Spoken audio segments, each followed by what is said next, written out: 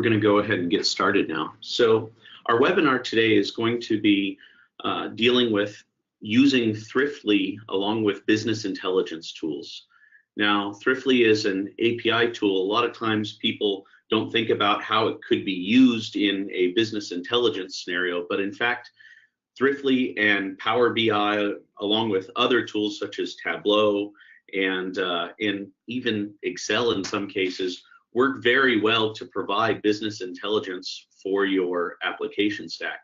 So today we're going to have Paul Royer, who's going to show you how you can use a Thriftly API from a business intelligence tool, from Power BI, to access information from remote sites about your application stack. So now we'll hand it over to Paul, who will get us started on it. All right, thank you, Oliver. Like you said, my name is Paul Royer. I am a product developer for Mertech and thriftly.io.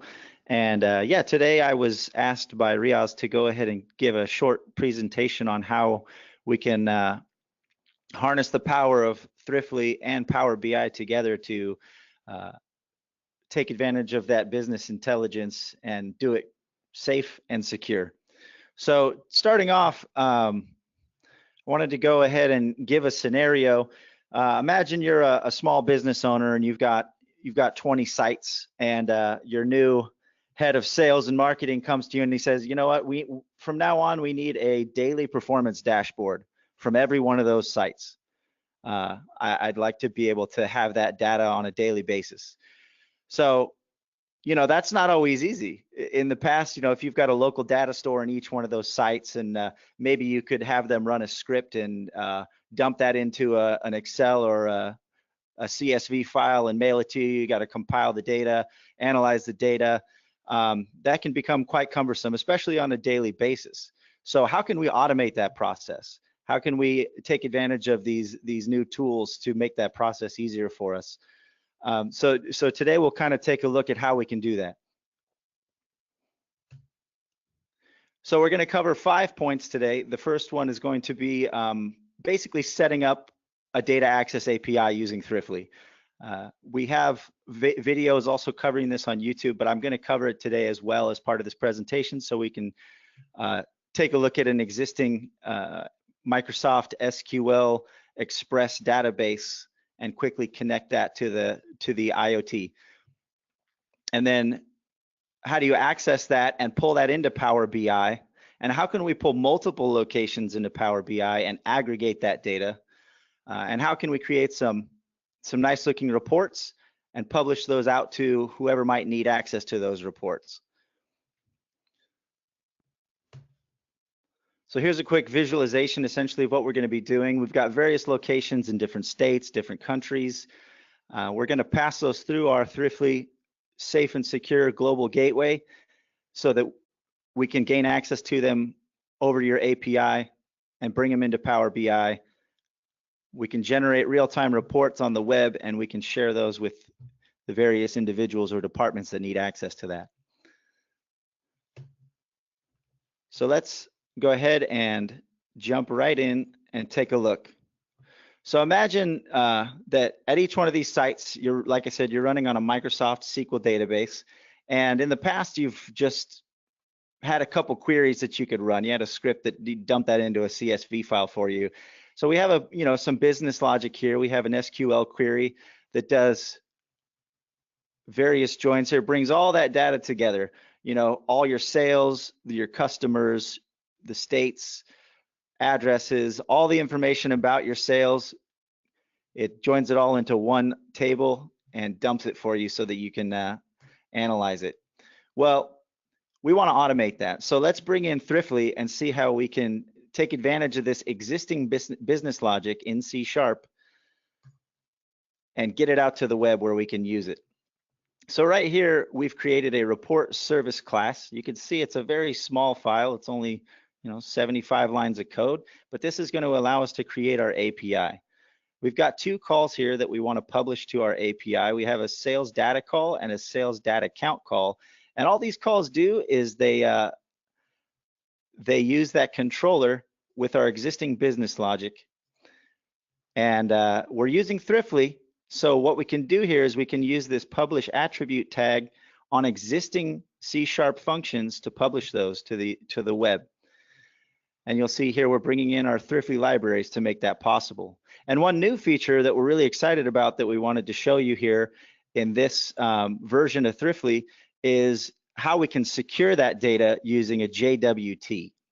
So a JWT is what's called a JSON Web Token, and that allows you to create a token that asserts a claim between two parties, in this case, between the server and whoever may want access to the data. So you can generate a JWT with some information that can be passed back and forth, and it's digitally signed with an encrypted key to verify who's making the claim.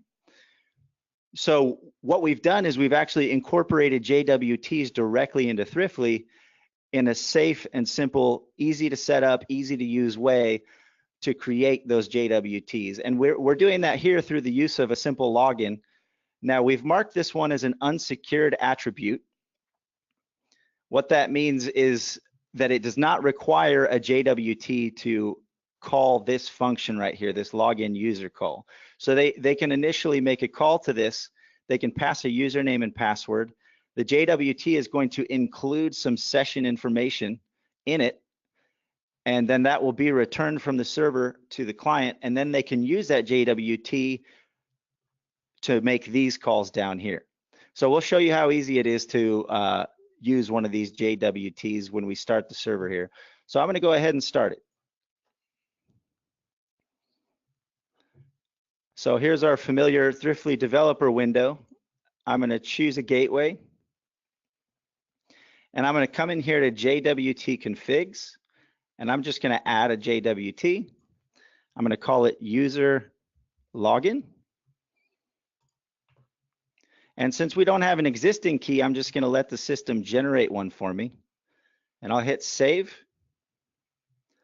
And that's it for that part. So I'll close the JWT window. And now over here, one thing I need to make sure I do is tell my endpoint that I want to use that JWT for incoming and outgoing calls. So we should be good to go. I'm going to go ahead and say start Thriftly. It's going to take a second to spin up my server here, and there we go. We have a service online, our report service. This is running locally right now off of this code.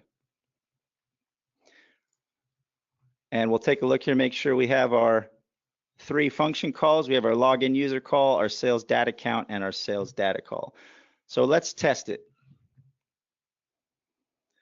So just to show you that it is secure, if I try and come here and make a sales data call, I'm going to get an error because I don't have a JWT. I'm not passing that secure contract, that token. So in order to get a token, let's do a login.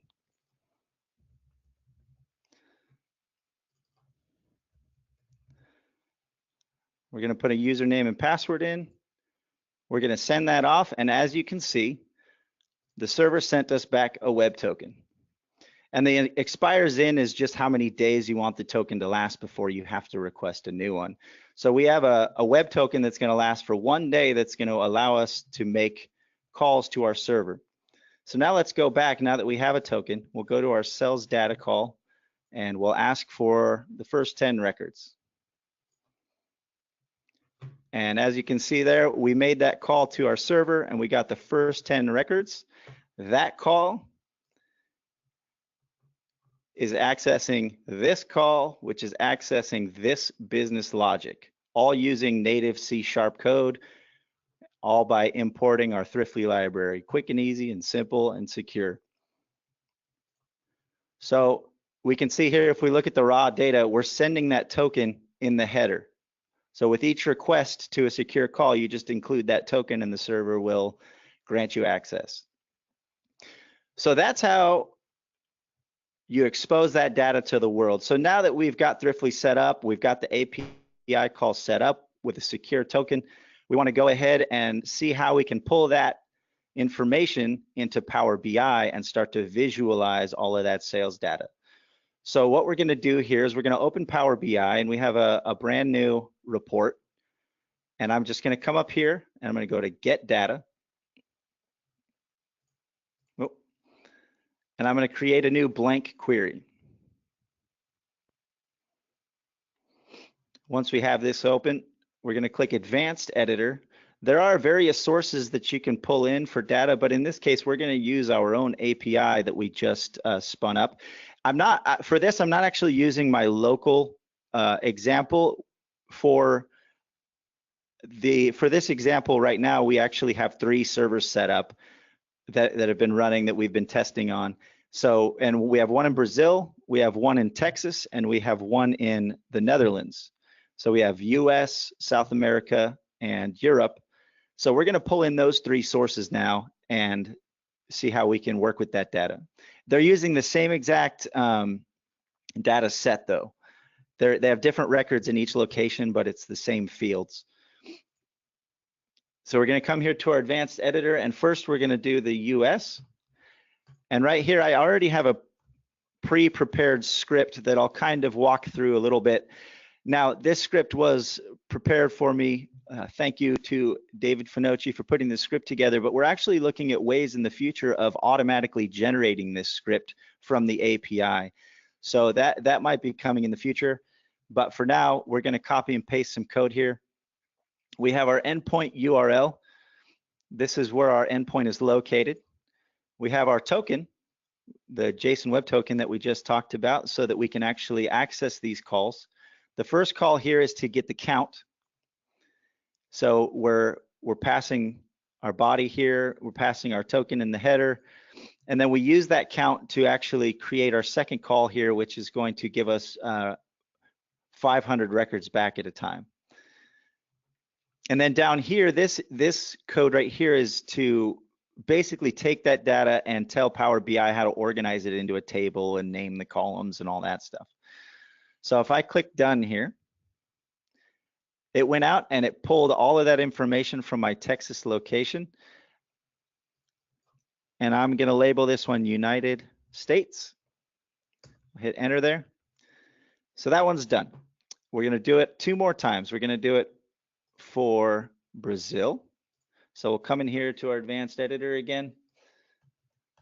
I'm going to copy that same script. The only difference you're going to see here is that the endpoint URL now is pointing to our Brazil gateway. And down here, I changed one of the column headers to Brazil sales instead of United States sales. So I'll click done. Change the name of this one to Brazil. And we'll do one more new source, blank query.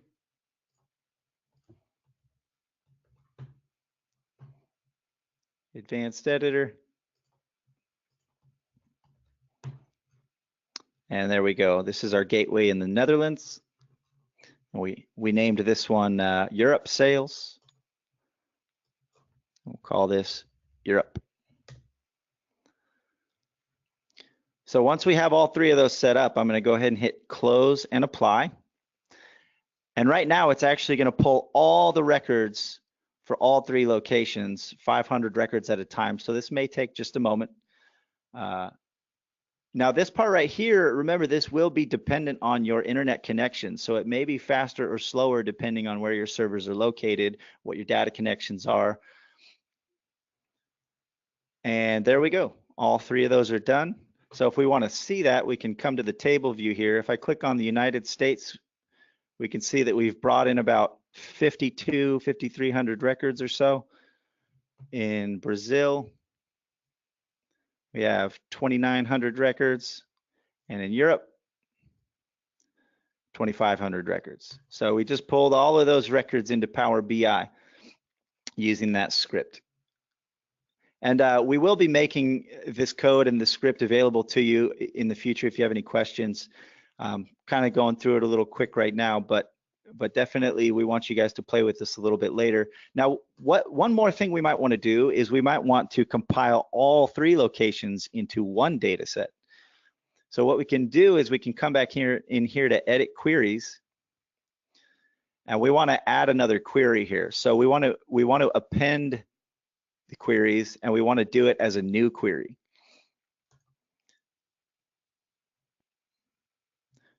And we have 3 or more tables, so I'm going to click that button there. It already included US, but I'm going to add Brazil and Europe. I'm going to hit OK. I'm going to rename this one all locations.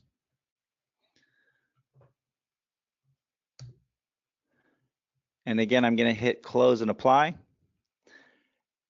It's going to do one more query to pull all that data and put it into one table now. So in just under a minute or so, it should only take less than 30 seconds. Actually, it's going to pull 10,000 or so records from various parts of the world into one data set for us. It's pretty awesome how quick and easy it is to set this up in Power BI. So if we come here to all locations now, we can see here we have 10,784 records.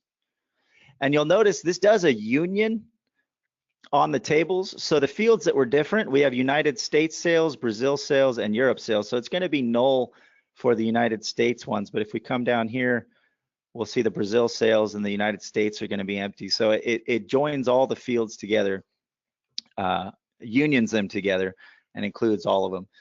So there we go. We have our data set. So now we can start to play with it. We can run various reports. Just a quick example of the visualization tools. Like let's say for Brazil, we want to pull in quantity by date. So if we'll do quantity here and we'll do date here.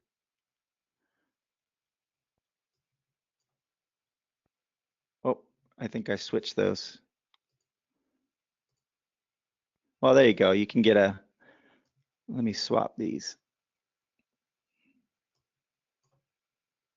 Oh.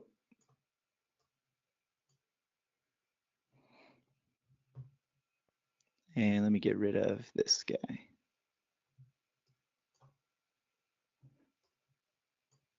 I'm still learning this part. There we go. That's the one I wanted. I got it. So now we can see our total, sales quantities per date. We can see that numbers have improved. Awesome. But what we've done is we've actually had a few of our guys here internally create some really cool reports that we'd like to show you. So I'm going to pull a couple of those up and we can take a look at some of the powerful things you can do with Power BI. So let me come over here to my demo folder and let's pull up Presentation Dark. Now, these BI files actually include all the information that you need to create the report, including the API connections. So if you give one of these Power BI files to someone else, they actually have access to the data set as well. If they need to add sources or change any of that, they can come up here to the edit queries and see where the data is coming from and play with it or change it as they need. It's all included in the Power BI file. So you can share that among your different departments to build these reports and pull in the data. So here's an example of a report that we built with various information, kind of a performance dashboard. And now that we've got our report all built, we want to go ahead. Let's say, okay, well, I want to publish this to my sales team and my marketing team. Well, if you create a Power BI account, it's just a couple button clicks and you can publish this report online. Let me close out of this. So it's going to take a minute to upload this to my Power BI account. I'm going to come over here and say open presentation in Power BI.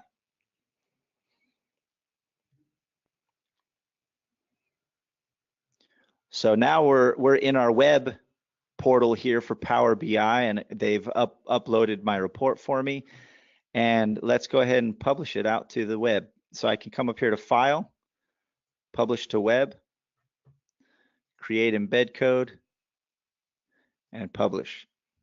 So it gives us two lines here. This line right here is the URL directly to the report, but it also, something cool it does is it gives you an embed code. So if you have an existing portal, an existing website, and you just want to embed this report right into it, there's your embed code that you can use.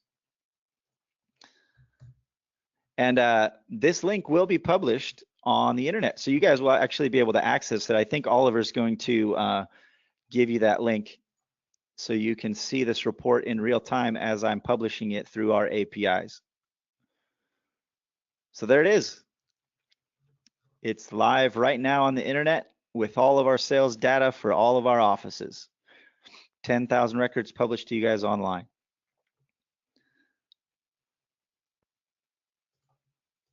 Now, we have one more report that we were all really excited about when they showed it to us. This is cool, but the next one's way cooler. We actually have an interactive report that we want to show you. Like it's basically a drill down interactive performance dashboard. And I think seeing is believing. So I'm not going to try and explain what it's doing, but you'll see what happens when I publish this one. So we're going to upload it just like we did with the other one. We'll open it up in our portal.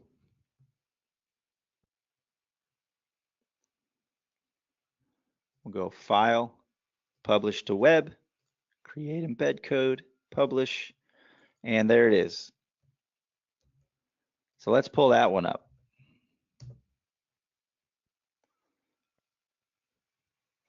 So we've got some information at a glance here. You know, the size of these boxes is based on performance, but watch this. Let's click on one. So in real time, we're able to alter this data and drill down into it. And these are all interactive. Oh, there you go, Germany. So I can click on Michael Blythe. I can click on, let's say I want components. If I click on components, it's going to give me a representation of each individual. I can even come over here to the map and I can click on a location. So that, I mean, I found that pretty awesome. Interactive reports published to the web within minutes. And that's really what we're trying to do. We're trying to make it as simple as possible for you to get access to that data, expose it to who needs it, and automate the entire process to make all of your lives easier. So let's review a little bit here. So essentially all you need to do is use your existing data source, whether it's DataFlex. Oh, in fact, let me, I totally forgot to show you. We have this same code that I showed in C#. We also have it here in DataFlex. Take a quick look at it. We have our login to our database, our sales record structure, our sales data call with our DataFlex query, our sales data count call, and I think our login call is here as well, login user call. So here's the same exact code I showed in C# in DataFlex. So you're using your native language to publish to an API live on the internet. You're pulling that into Power BI, compiling the data into beautiful reports. You're publishing those reports online, and you're making it easy to distribute them to everyone who needs access to them. Usually, I mean, that's not easy to do. We've made it easy to do. That was our goal. And now with the JWTs that we're releasing, it's going to be secure and it's going to be easy to set up. And that's pretty much all I have. If you have any questions, you can always reach out to us at support.thriftly.io.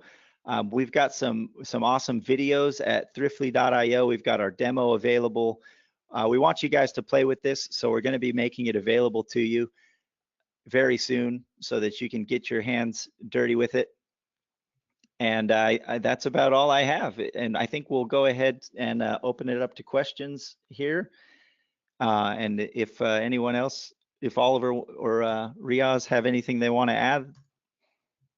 So if you have any questions, write them in there and we'll get to those. But just for a couple of minutes, thank you, Paul, for that presentation. It's really impressive to see that sort of stuff getting online that quickly. Very, very simple to do there. Now, for some of the developers that may be listening in that maybe aren't as familiar with BI tools, in many ways, this seems like a reporting tool. How is a BI suite different than your run-of-the-mill report engine? Maybe Tony can answer that for us. Well, it's obviously it's not a replacement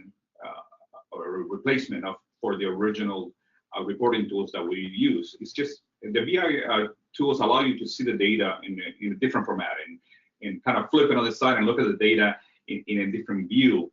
Power BI or some of these BI tools are not a replacement to, you wouldn't use them to create, let's say, an invoice or a statement necessarily. You still normally would use those tools that we've used in the past for that.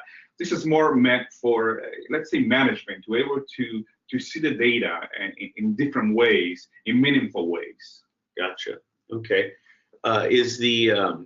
Now when these links are on the web here, and I pulled up the link that Paul sent there, and it's in the chat room there if anyone wants to look at it. Paul, maybe you can send over the link to the other one as well. But is that data being pulled every time I pull up this report? Every time I go to this page? Well, the way that's set up, it's in Power BI, which, by the way, if this depends on the account type that you have. On their free account, it allows you to refresh that data, I believe it's once a day. And it allows you to only refresh up to like 10,000 lines or 10,000 records. On the Pro version, which is like $10 a month per user, you can refresh that data 8 times a day, and it lets you do up to 1 million records an hour for refreshing. So what you do is you set it up. There's in essence a scheduler that you can use in Power BI. You can say, okay, I want to refresh my data so often, so that no one is waiting for that data to be pulled. When you pull the report, it's going to show the last data that the report has. Gotcha. So it's going out, grabbing the data from all of these sites, caching it essentially locally, generating the report from it, displaying it to me. But once it's cached it uses that cached copy from there on until it pulls some next time. Yeah. Gotcha. Okay. And what sort of pricing is there for Power BI to do this sort of stuff? Is it per user? Is it per company? It's per user. They have the free version, and that is quite limited. And then they have the Pro, which is like $10. And then on the premium, then that's something that you have to call and deal with them on. Gotcha. And when you go up to that premium level, that's giving you what kind of extra stuff? Well, on the refreshing, I believe the premium allows you to do like 48 refresh a day. And the size of the storage that you're allowed to have, it just becomes huge. Gotcha. Okay. And so this is Power BI. What about using Thriftly with other BI tools? Will it work with any of the other ones out there? One